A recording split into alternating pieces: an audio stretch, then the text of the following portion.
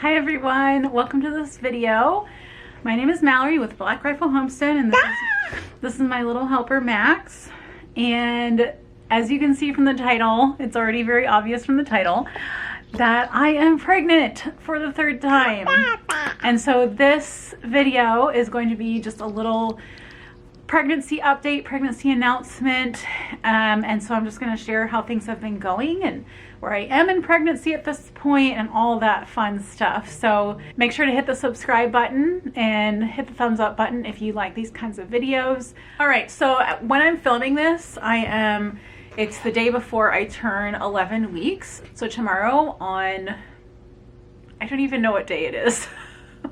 I think tomorrow is the 12th of May. We'll play the warrior song after we're done.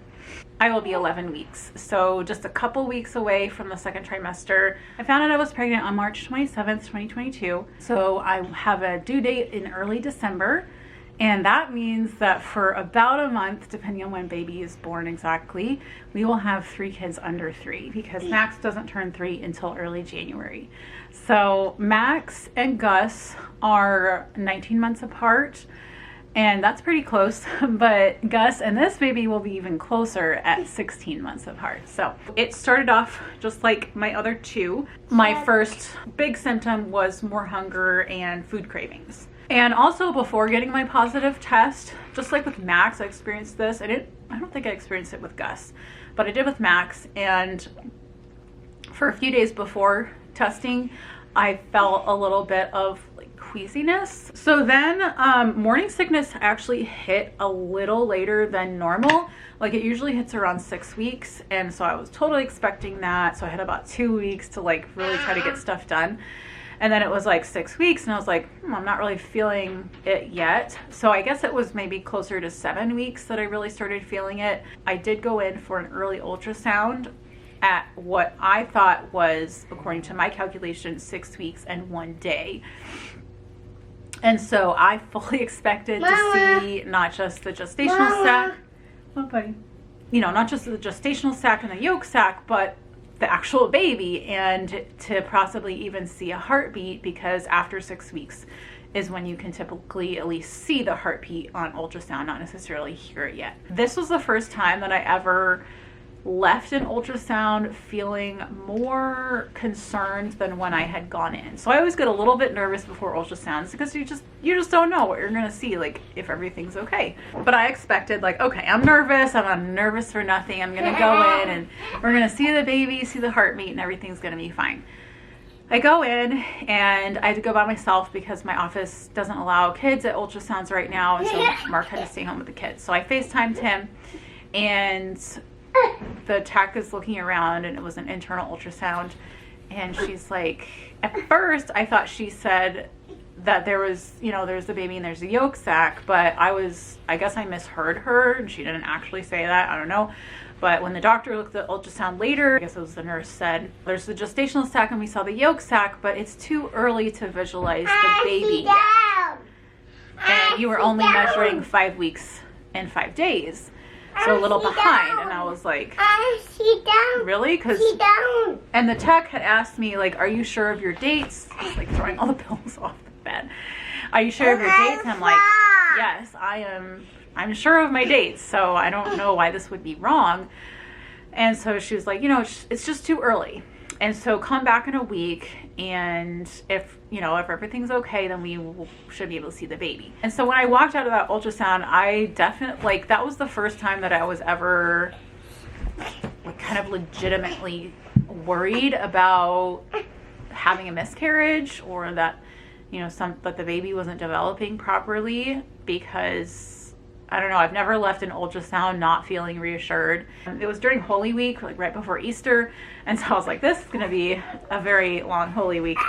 But the following week, on Easter Monday, actually, I went in, had my second ultrasound, and there's the baby, and I heard the heartbeat, very strong and healthy, so everything was okay. But I was just very mystified as to why my date seemed off. Like, I don't know, that's that's never happened to me. I'm very accurate with my charting and all of that. So I don't know. So it kind of started off a little bit nerve-wracking, thinking that, you know, there might be something wrong, but there wasn't. Everything's fine. Yes. So, okay, so let's go into first trimester symptoms. So like I said, my symptoms start between like 6 and 7 weeks. So sometimes memory is a tricky thing, especially when you're pregnant. But my biggest symptom, I guess, has been the need for protein. And I know that might sound really weird. I don't remember in my previous pregnancies, needing to eat this often and needing to eat this much protein. So with Max, I actually subsisted mostly on carbs for the first trimester and like plant-based protein because I had a meat aversion. With Gus, I did not have a meat aversion, thankfully, and I did feel like I needed more protein with him than with Max. But with this one, I don't know. It's just really weird. I'm like, am I pregnant with twins? I mean, we didn't see twins on the ultrasound, but I also was very early, like only measuring 6 weeks and 5 days, and I know that you can't always detect twins that early, and I haven't had an ultrasound since. So I don't know. I'm just like, why? I mean, it's either that I'm pregnant with twins, I don't know it, or because I'm still breastfeeding Gus like every 2 to 3 hours every day, and sometimes once at night.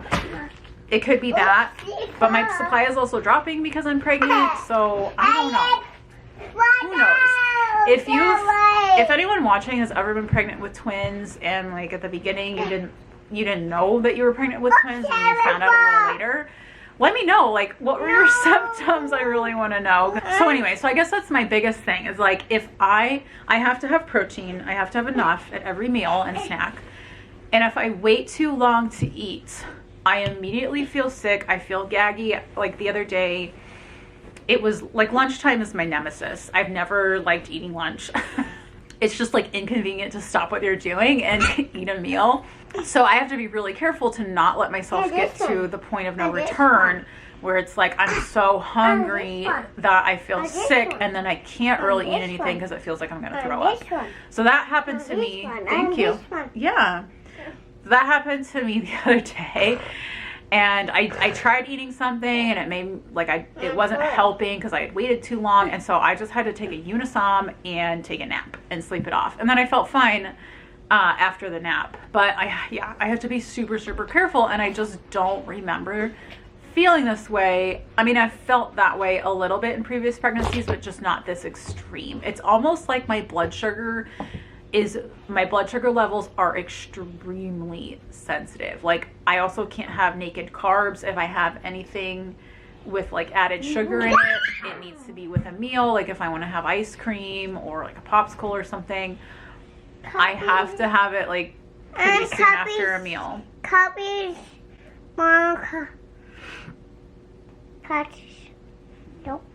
But as far as like eating goes, I've been able to eat normally. I haven't had a meat aversion. Well, okay, let's talk about aversions. I've had very few aversions.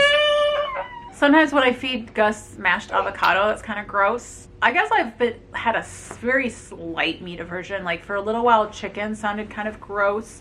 It's hard to talk about this because it makes me want to gag. So I have followed my normal progression of symptoms, like symptom progression over this first trimester. So at the very beginning, I'm just super hungry and I'm having cravings. I want all these different things. Like my strongest craving has been iceberg lettuce salad smothered in ranch dressing. And I made my own ranch dressing, but it just wasn't the same as like the unhealthy kind you get in a bottle or at a restaurant. I don't know, but I just wanted that so bad. So my cravings have pretty much gone away. So after the cravings, then comes the nausea and morning sickness, just feeling kind of icky in your stomach. And then that kind of goes away, but then the gagginess comes. And that's the point that I'm at right now. Yeah. And I don't know what's worse, is feeling a little bit of nausea or feeling the gaggy feeling, because when I'm feeling the nausea, like I don't really want to gag. It's just that kind of like in the pit of your stomach, I guess. But the gaggy feeling, it's like higher up, so in your throat or your chest. I am so sensitive. Like, I can't even talk about it because it makes me gag. So anyway, I really struggle with that. I am more sensitive to smells now. Mama. Like, even if I don't realize. Mama. What, buddy? Even if I don't realize what I'm smelling. And then I also get that gaggy feeling when I wait too long to eat. So I have been taking Unisom a lot more frequently this pregnancy. I've always taken B6, like higher doses of B6, no more than 100 milligrams a day. But the combination of B6 and Unisom is very similar to a prescription drug that is used for pregnancy nausea, and it's safer. Like, it's very safe. So I have been taking Unisom a lot more, so I ate right before this video, and then I was like, I'm still feeling gaggy, and so I broke a Unisom tab in half and took that. But the downside with Unisom is that it makes you sleepy, and so I will get very sleepy. But it does help with the gaggy feelings, so I would rather feel sleepy than like I'm gonna gag. All right, so let's get to the doctor appointment. I know this is gonna be super long, but I get very chatty with pregnancy updates because I don't know, it's just fun, and I really like looking back on these personally, even if nobody else watches them. So, okay, doctor appointments. Let me look at my notes. So I had, like I said, the 2 early ultrasounds at my OB's office, and then I just had my 10-week prenatal intake appointment this week. So at the OB practice that I'm going to right now, they do not see you typically until you're 10 weeks, which to me just seems so late. So in Germany, when I was pregnant with Max, like I was pregnant for about 3/4 of my pregnancy over there because we lived there with the Army, and I was able to get my first appointment for that initial ultrasound, and I forget if it was, I don't know if, maybe it wasn't my official intake appointment, but it was just the ultrasound. And I think he also did like a general like OB exam, like OBGYN exam too. So that was before 5 weeks. It was like 4.5 weeks. Mama. And then I think 3 weeks later, he said he had me come in so that we could hear the heartbeat. So that was like almost 8 weeks. And then after that, it was every 4 weeks. In California, when I was pregnant with Gus, so I was pregnant about 3/4 of the way, a little more than 3/4 of the way in my pregnancy in California with Gus. And my doctor there saw me before 6 weeks. Anyway, I'm just not used to waiting so long to have an intake appointment. So basically it was just talking with the nurse and updating my health history, getting my weight and blood pressure, and then getting the typical labs and urinalysis done that you do at the beginning of pregnancy. And then I will see the nurse practitioner at 12 weeks.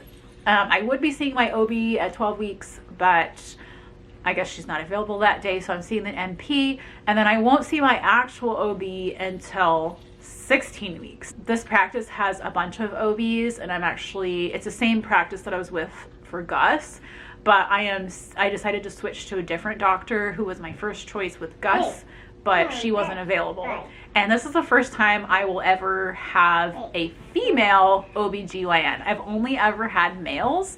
So I'm looking forward to like how the experience will be different because, you know, most likely she's also a mom and has gone through labor. So she can relate, you know, if she's a mom. Mama. On a very personal level, whereas men just will never be able to relate in that way. even if they're a great doctor, they just won't be able to relate on a personal level because men can't have babies, so women are the only ones who understand fully. This is going to be the weirdest video because he's like literally sitting on my back. At my 10-week appointment, typically they started off with an ultrasound to date when your conception was more accurately. And so I was really looking forward to this. I had the 10-week ultrasound scheduled, and I'm like, yes, I've already had 2 ultrasounds, and I get a 3rd one. Oh no. And the week before my appointment, the message that was relayed to me was that since I had 2 early ultrasounds that were normal, I don't need a 10-week ultrasound. It's not medically necessary. And I kind of played phone tag, like asking, like trying to confirm, like, is that, you know, for sure that I can't get one? Is there any way I can get one? And so again, I got the answer like, no, it's not medically necessary, your doctor says, and so we won't be doing one. So of course I was super bummed, because if you've been with me since the Germany days, you know that I'm spoiled by German prenatal care, because they give you an ultrasound at every single appointment. And that was just a dream come true, especially after having gone through infertility before Max. It was just very reassuring to see him at every single appointment. And with Gus, I was able to eke out a few extra ultrasounds too, for various reasons. Like I said, I was bummed about that, not being able to have my 10-week ultrasound, because at 10 weeks, you can see even more of baby, arms, legs, movement, everything. So, because I'm spoiled by German care, and because we want to see if it really is twins, because again, like, I don't know, we just want to make sure, and you know, we want to know is it one baby or two babies, because if I don't have an ultrasound now, I won't have another ultrasound till 20 weeks at my anatomy scan in July. And I was thinking, if I'm pregnant with twins, I want to know now. And I don't want to wait until 20 weeks, because this is just speculation, but if I'm pregnant with twins, they would be identical twins, because there was only one gestational sac. And if it was either fraternal or die identical twins, there would have been at least two gestational sacs, but there was only one. So that would mean that if I'm pregnant with twins, it for sure would be identical. Most likely it's not twins. I'm just super hungry and burning a lot of calories, but you just never know. So I scheduled an elective ultrasound for May 27th, and it costs like $75. I'm just gonna have that. If there's twins in there, they pretty much for sure should be able to see that. So if we don't see twins on that ultrasound, then I can rest in the knowledge that I'm pregnant with a singleton, and we can go on and not worry about like seeking out a specialist. But if it is twins, then that, like, I want to make sure that they are in the best hands possible. I will definitely be announcing if I am pregnant with twins, so stay tuned if you're curious as to whether or not I am a twin mom or not. So the last thing regarding medical stuff is I am once again on progesterone, bioidentical with progesterone, because I have a history of low progesterone, and low progesterone puts you at risk for miscarriage. I'm so thankful that I've never had a miscarriage. I've never had a threatened miscarriage. I've never had bleeding during pregnancy. And possibly part of that is because I've been on progesterone for every single pregnancy. All right, so I think I've blabbed enough about my pregnancy. Again, if you're still with me, thanks for sticking with me. I never thought we'd be that family with 3 kids back to back, but I wouldn't go back and change it for anything. I am so thankful for this baby. He or she, we don't know yet, but we will be finding out the gender at the anatomy scan for sure. And no, we're not hoping for a girl. Like, whatever this baby is, everything about this baby was there at the moment of conception. The baby's eye color, the hair color, the baby's gender, everything. And it's so beautiful to think about the reality of the sacredness of life. I know that it's a very hot topic right now, and I just wanted to share something with you guys about the pro-life movement and our pro-life beliefs. So this is a pin, and I'll also put up a picture because I used it as part of my 10-week pregnancy update. But this pin, if you can see it, it is very little. This pin, see those little feet? That is the approximate size of a baby, of an unborn baby at 10 to 12 weeks gestation. And so my baby's feet are this little. If you've never seen one of these before, I want to explain what this pin is about. So this is a pin that a lot of pro-lifers will wear to show people, like, at 10 weeks, the baby's feet are that, like, yeah, they're tiny, but I don't know if it'll show up on the picture, but there's toes and the feet are fully formed only at 10 weeks. And that is pretty incredible. Can you sit down, please? I'm trying to talk. That is pretty incredible that at just 10 weeks, and even before that, even before 10 weeks, there's feet.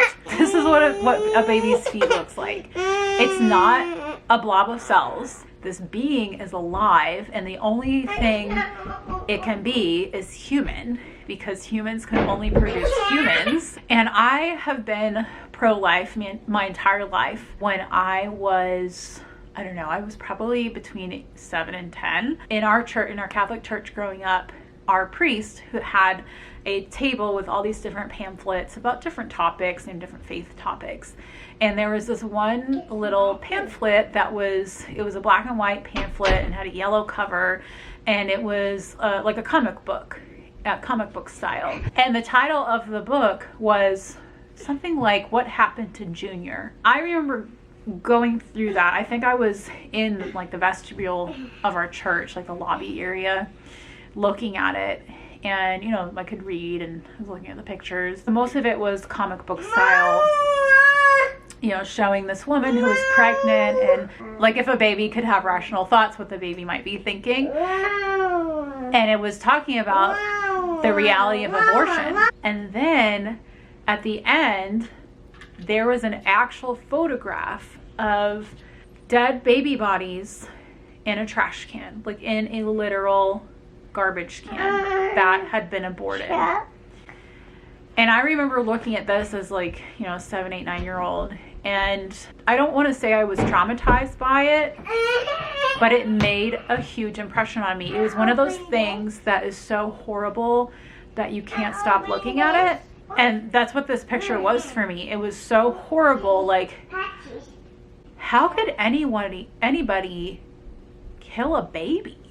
I guess when I saw that pamphlet, that's when the reality of abortion and what it does to babies was impressed on me. Those poor babies that were killed with abortion in that garbage pail, I'll never forget it. I guess, like I said, I've been pro-life my entire life. I've always loved babies. I always got excited when my mom was pregnant, but I guess that's when I was like consciously like, abortion is horrible. These were in the days before ultrasounds were really popular and easily obtained. You know, this was in the 90s. And so it's not like I had seen ultrasounds of my siblings, but I grew up as the oldest of 4, and I remember like my mom's pregnancies and knowing that that's a baby in her tummy, and every year like hoping for a new brother or sister. That belief in the sanctity of life of the unborn has never ever left me. It was with me through college. I was very active in the pro-life movement in college. I've never really talked about it on this channel, but I am very passionate about that, and can't wait for the day when abortion is illegal in the United States. Because just like slavery, abortion is a huge injustice in our country, and really the biggest injustice that we have ever endorsed as a country, with the current law of Roe v. Wade saying that it's legal to kill an unborn baby. It's a huge tragedy, and over 60 million lives have been lost because of it. I am hopeful that we will be living in post-Roe days pretty soon. It's not the end-all be-all. It's not going to wipe away abortion just automatically. We still, as pro-lifers, we have a lot of work to do, because there will be states like California and New York and more liberal states like that where abortion will be totally legal. It will be legal to kill unborn children, whereas places like Texas and Mississippi and other conservative states, it will be banned. And frankly, I would like to live in a state where abortion is illegal, because it is, like I said, it's a huge injustice, not just to the babies that get killed, but also the women, because it's not healthcare to kill your child. I don't know when that entered our nomenclature, that abortion is a woman's right and healthcare, but it's just not. It's a total demonic lie. As a Catholic, I also believe that this is a spiritual battle as well, that God is very displeased with our country, that we have as a country endorsed abortion and allowed it under the law. I believe we are reaping the negative consequences in allowing this abhorrent demonic practice. And yes, I believe in the demonic, and I believe that abortion is a sacrifice to the devil, and it is the most evil thing out there. Let this be your reminder that it's a baby in there. It's not a clump of cells. It's an actual human being. It can't be anything else from the moment of conception. And so that is very special to me, and that is partly why we announce all of my pregnancies very early, is because if something, like if I would miscarry, it doesn't matter how early it happens, that was still a human being. And we want people to know about our child, no matter how long or how short his or her life is. We want people to know about this baby. So that was longer than I intended, but I really felt moved to share that with you guys. Like I said, I've never really talked about my pro-life views in depth on here before. I try to remember every day to pray for the end to abortion, and recently I've started thinking about those women who are either considering an abortion or have an abortion scheduled, that they will change their mind and choose life for their baby, whether they choose to raise that child or choose to place that child for adoption. I will never take my fertility for granted, because partly because we did struggle with infertility, and fertility is a gift and not something to be suppressed or taken away. And I am 35. I'll be 36 when I have this baby, and I know that my reproductive days are numbered, and it makes me sad to think about the day when I won't be able to have any more children. And so I'm just trying to savor, I don't savor the morning sickness, but just trying to savor these days when I can have offspring and can bear children. It's just very, very special. It's very, very hard, and it's the biggest sacrifice I've ever made, but it is 150% worth the sacrifice, because there's no greater privilege than bringing up souls for God. What you can expect from, which I'm going to try to wrap this very, very long video up. What you can expect, I am really, trying to make an effort to continue to put out at least one video a week. When I do a pregnancy update, hopefully those will be 2 video weeks, because the pregnancy stuff is just like bonus stuff at this point. But I am still working on the garden. You would have seen my previous video was the potato planting video, which got up like more than a month after actually doing it. But I am having to pace myself, because the heat also makes me feel sick, so I have to do all of my work in the evenings as the sun is going down and it's cooler. But slowly but surely, I think this pregnancy is teaching me how much I have to rely on God for strength. I mean, I believed that before, but it's bringing it's making it very tangible, and just praying for a fruitful harvest. Like, I can't put all the work right now that I would like to into my garden, and so God is going to have to fill in the gaps and produce a fruitful harvest for us. So I'm just praying for that too, because I do want our garden to be successful, and I do want to kind of work through the morning sickness and tiredness and all of that to make it come to fruition. Also, one more exciting thing about this pregnancy is that we will not be moving during it.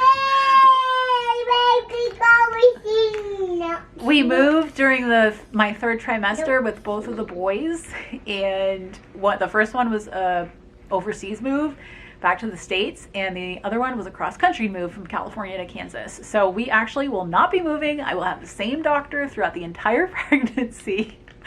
And so I always said that, like, okay, I hope my next pregnancy we're not moving and I can have the same doctor. Like, I've never had the same doctor throughout an entire pregnancy. So this is, hopefully it's going to be, pretty normal and boring. And the other exciting thing is that the Army just changed its policy, and Mark will get 12 weeks. So that's 3 whole months of paternity leave after I give birth. That's amazing. He'll be home for the entire 4th trimester, as they call it. Whew. All right. So again, like I said, I'm planning on doing it at least trimesterly updates, if not monthly updates. So because, again, with the fertility issues, like, I just never know which pregnancy might be my last. Not by choice. Like, God will let us know when, we can't have any more kids. But, I just never know when when I might have my last pregnancy. It's my hope and prayer always is at least one more, at least one more. But at the same time, I have to be realistic and say, you know what, I just don't know. I don't know what our fertility will do and if I'll get this chance again. So that's another reason why I like doing these updates, because it helps me to like savor that time being pregnant, and then I can look back on it afterwards and say like, oh, what, you know, it was such a hard time sometimes, but it was also a wonderful time. So I hope you guys enjoyed this video and got something out of it. If you're also pregnant, please leave me a comment below with your thoughts and where you are in pregnancy, if you're having a boy or girl, like all that cool stuff. And again, if you're a twin mom, like tell me, like leave me comments on what it was like for you before you realized it was you were having twins. So I will keep you guys updated. All right, so make sure to subscribe. Yep, please subscribe, and we will see you in the next video, either with a gardening video or a haul or something like that. Okay, say goodbye to everybody. They can't see you right there, bud. Say bye. Bye. We'll talk to you later. You want to hang up? And this He likes one. hanging up. Okay. Okay, bye.